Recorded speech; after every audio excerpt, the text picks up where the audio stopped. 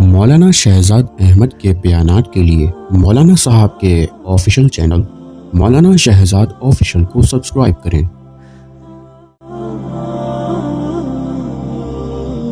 انما الاعمال بالنیات او کما قال علیہ الصلوۃ والسلام۔ اللہم صلی علی محمد وعلی آل محمد کما صلیت علی ابراہیم وعلی آل ابراہیم انک حمید مجید۔ اللہم بارک علی محمد وعلی آل محمد کما بارکت علی ابراہیم وعلی آل ابراہیم انک حمید مجید۔ میرے واجب الاحترام، قابل صد تکریم، معزز و محترم نمازی ساتھیوں،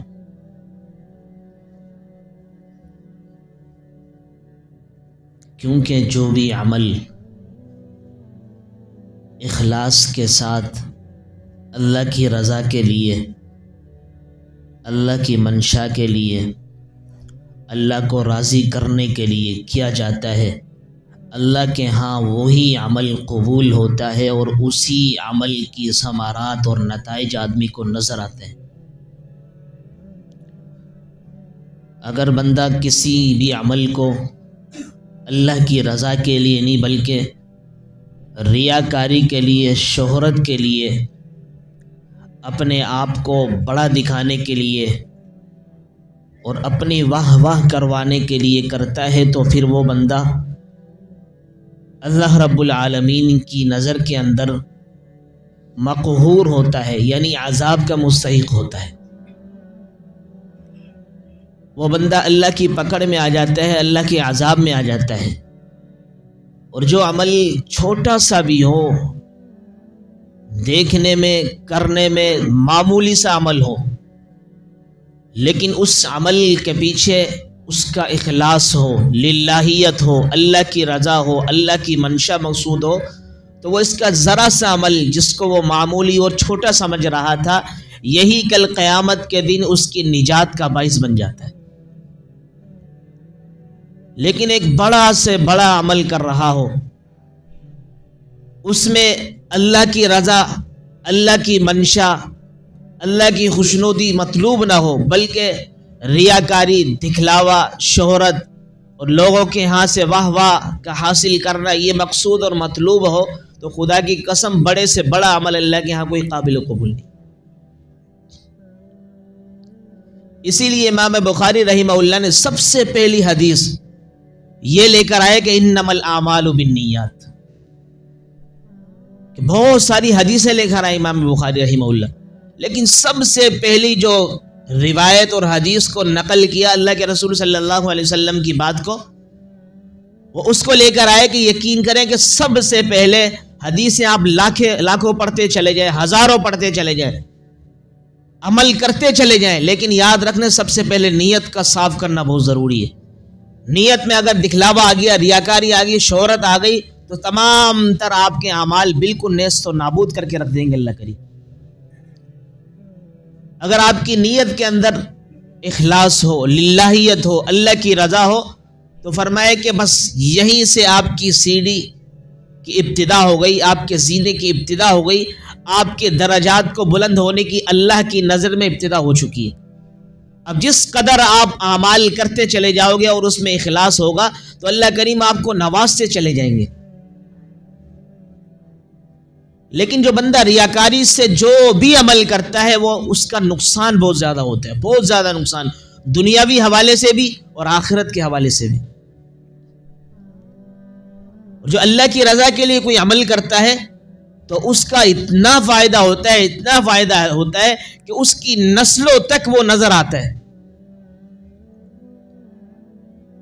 جیسے اللہ کریم فرماتا ہے ان اللہ لا یضیع اجر المحسنین، کہ میں اللہ خود احسان کرنے والے، نیکی کرنے والے، اخلاص اور للہیت کے ساتھ عمل کرنے والے، ان کی نیکی کو ضائع نہیں کرتا۔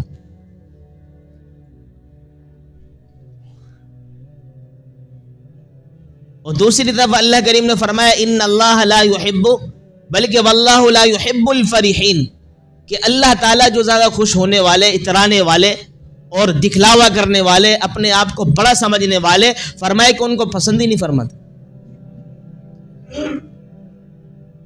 تو دونوں چیزیں یہاں پر ہمیں سمجھ میں آ گئی. تو اخلاص کے اوپر ایک دو آپ کے سامنے واقعات لکھنے، کیونکہ ہماری جو عوام ہے نا، ان کے سامنے دلائل دیتے چلے جائیں تو ان کو سمجھ میں نہیں آتا.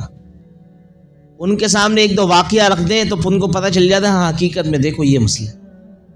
اور ویسے بھی اصل یہی ہے کہ علماء کو اگر آپ سمجھانا چاہیں ان کو دلائل دینے چاہیے. وہ آپ اگر ان کے سامنے کوئی واقعہ رکھیں گے، کوئی مثال دیں گے، وہ بولے بھائی ڈھکوس لے میرے سامنے مت مارو، آپ کوئی دلیل دو قرآن و حدیث سے. اور عوام کے سامنے اگر آپ قرآن اور حدیث کو بیان کرتے چلے جاؤ، دلائل کے انبار لگا دو، کہیں گے یار پتہ نہیں کون سا علم جھاڑ رہا تھا، ہمیں کچھ سمجھاتا، ہماری جو دماغ جس کو تسلیم کرتا ہے، ہماری عقل تسلیم کرتی. تو اس لیے عوام کے سامنے مثال دے کر سمجھانا بہت ضروری ہے. تو مثال کچھ ایسے واقعہ ایسے ایک شخص تھا، ابن عقیل رحمۃ اللہ علیہ، بہت بڑے امام گزرے.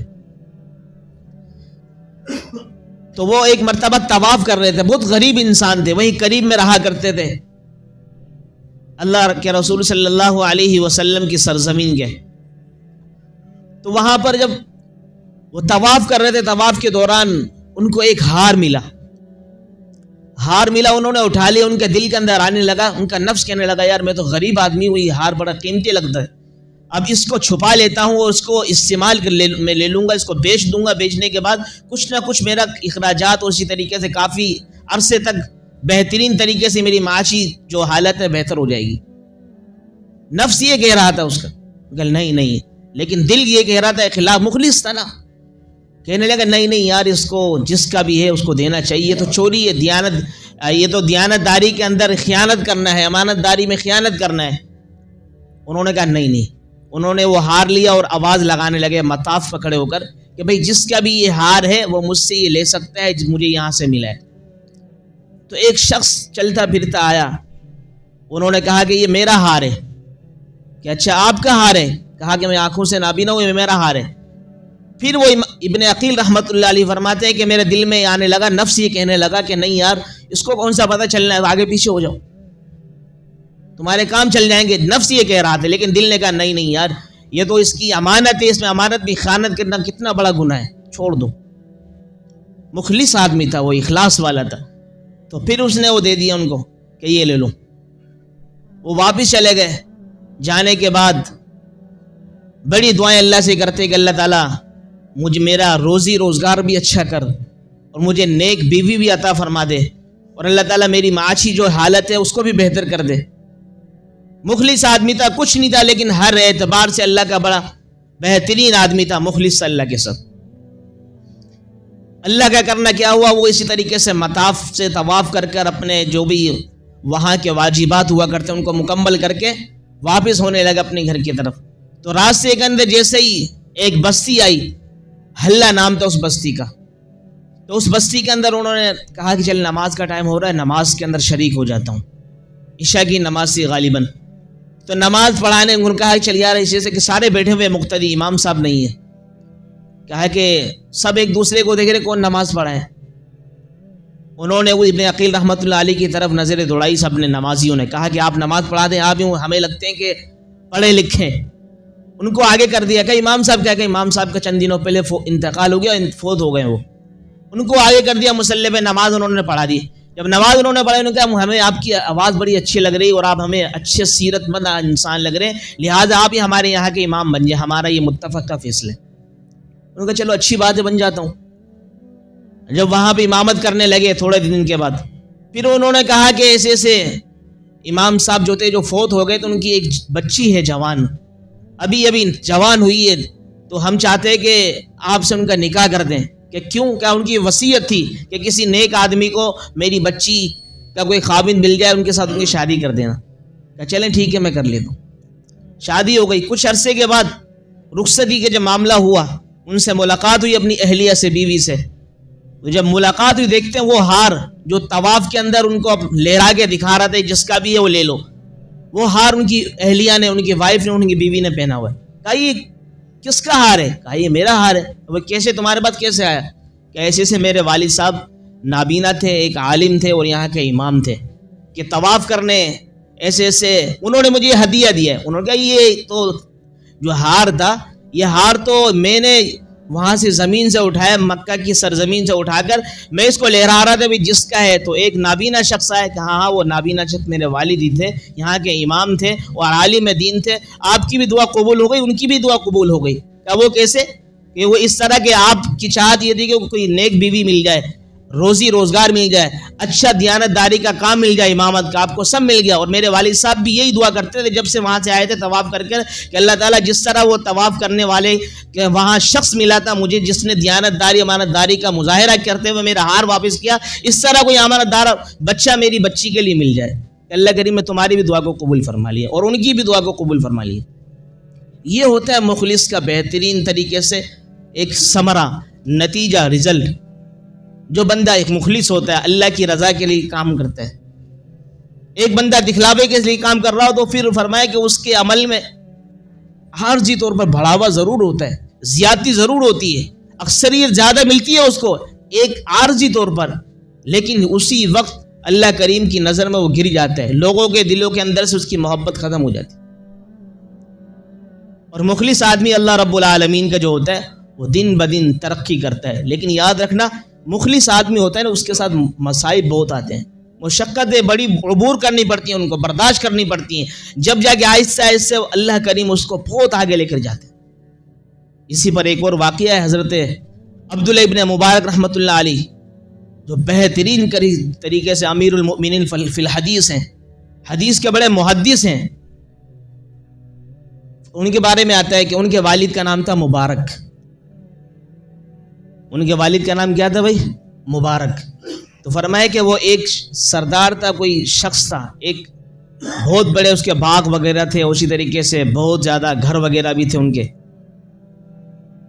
جو وہ شخص تھا انہوں نے اس حضرت مبارک رحمۃ اللہ علیہ کو اپنے جو اس باغ کا مالی بنا دیا کہ ایسے سے آپ میرے اس باغ کے مالی بن جاؤ، ان کی دیکھ بھال کیا کرو۔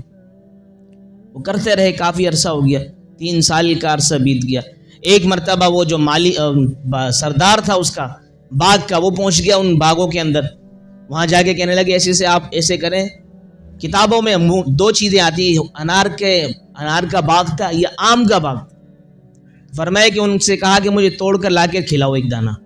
وہ لے کر آ گئے، وہ کھانے لگے تو وہ کھٹا تھا۔ انہوں نے کہا تمہیں ابھی تک یہ تمیز نہیں ہے، ایسے کرو دوسرا لے کر آؤ۔ دوسرا لے کر آئے، وہ بھی کھٹا۔ تیسرا لے کر آئے، وہ بھی کھٹا۔ مختلف وہاں سے لے کر آ گئے درختوں سے، لیکن کھٹے۔ انہوں نے کہا ابھی تک تمہیں میں نے یہاں پہ مالی بنا کر رکھا ہوا ہے، 3 سال کا عرصہ بیت چکا ہے، ابھی تک تمہیں تمیز نہیں ہے کہ کون سا کھٹا ہے کون سا میٹھا ہے۔ انہوں نے کہا سردار صاحب آپ نے مجھے مالی دیکھ بھالی کے لیے بنایا، چکھنے کے لیے نہیں بنایا۔ یہ بات ان کے عجیب دل پہ چوٹ ان کو لگی عجیب طریقے سے۔ انہوں نے کہا یار عجیب بات ہے کہ عجیب انسان ہے، کیسا مخلص ہے، آج تک انہوں نے ایک دانہ کھا کر نہیں دیکھا۔ اسی وقت سے انہوں نے کہا ٹھیک ہے، ان کو آزاد کر دیا کہ آپ غلام نہیں ہیں، اب آپ نوکر نہیں ہیں، اب آپ آزاد ہو چکے ہیں، لہٰذا آپ کو میں اپنی بیٹی کا نکاح دیتا ہوں۔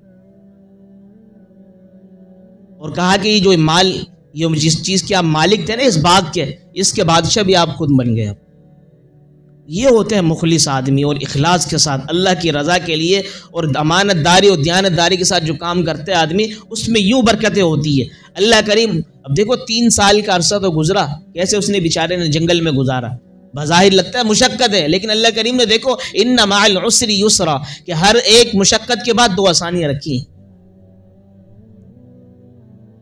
ایک نور الانوار کتاب ہے ہماری اصول فقہ کی، اس میں بہترین طریقے سے یہ شعر لکھا ہوا ہے، اذا اشتدت بک البلوى ففکر فیہ الم نشرع فعسر بین یسرین اذا فکرتہ فافرح، کہ جب تم پر مصائب آ جائیں، تنگیاں آ جائیں، پریشانی آ کر تمہیں ڈھانپ لیں، اس وقت کیا کرنا چاہیے؟ فرمایا کہ الم نشرع صورت کے ترجمے کی طرف، اس کی تفسیر میں غور و فکر کرنا چاہیے۔ کیوں؟ اس لیے کہ اللہ کریم نے وہاں پر بیان فرمایا فعسر بین یسرین، وہاں اللہ کریم نے بیان فرمایا کہ ایک مشقت کے بعد 2 آسانی ہیں، اذا فکرتہ فافرح، اگر آپ نے اس کو اچھی طریقے سے غور و فکر کے ساتھ پڑھ لیا تو انشاءاللہ آپ خوش ہو جائیں گے۔ پتہ یہ چلے کہ جب آدمی کسی مصیبت میں گرفتار ہوتا ہے اس کی 2 وجہ ہوتی ہیں، ایک تو اپنے گناہوں کی وجہ سے ہوتا ہے، دوسرا کچھ اللہ کریم اس کو نوازنا چاہ رہے ہوتے ہیں، کچھ اس کا امتحان لینا چاہ رہے ہوتے ہیں، کچھ آزمائش میں ڈالنا چاہتے ہیں۔ اب دیکھنا یہ چاہیے آدمی کو جب کوئی آزمائش آ جائے، مصیبت آ جائے، پریشانی آ جائے، تنگی آ جائے، آیا یہ کس وجہ سے ہو رہی ہے؟ ہمارے اکابرین جو تھے نا وہ انہی چیزوں کو دیکھا کرتے تھے کہ یار یہ آیا پریشانی آئی ہے، اللہ کی طرف سے امتحان ہے، یہ اللہ رب العالمین کی طرف سے تنبیہ ہے، اللہ تعالیٰ مجھے ڈانٹنا چاہ رہے ہیں یا روکنا چاہ رہے ہیں کسی چیز سے، میں کسی غلط چیز میں تو مبتلا نہیں ہوں۔ اگر آزمائش ہے تو اللہ کریم سے کہتے اللہ تعالیٰ یہ آزمائش میں برداشت نہیں کر سکتا، اللہ کریم اگر آپ کی طرف سے آئی ہے تو اللہ مجھے برداشت کرنے کا یہاں پر عطا فرما دے، ایک صبر عطا فرما دے۔ اگر آپ کی طرف سے اللہ کریم تنبیہ ہے تو مجھے میرے دل کے اندر وہ چیز سلجھا دے کس وجہ سے یہ ہو رہی ہے، تاکہ اس تنگی کی جو تنگی میرے اوپر آئی ہوئی ہے اس تنگی کو ختم کرنے کے لیے میں اپنے اس گناہ سے معافی مانگوں۔ آج ہوتا کیا ہے، کوئی مصیبت آ جائے ہم 10 15 20 پورے شہر میں واویلا کر دیتے ہیں، اپنے اس غلطی کی طرف نہیں جاتے، اپنے اس کی طرف نہیں جاتے جو نیکی کا میں کام کر رہا ہوں، شاید ہو سکتا ہے اس میں یہ مصائب آ رہی ہیں، اس میں مجھے اور جمنا چاہیے۔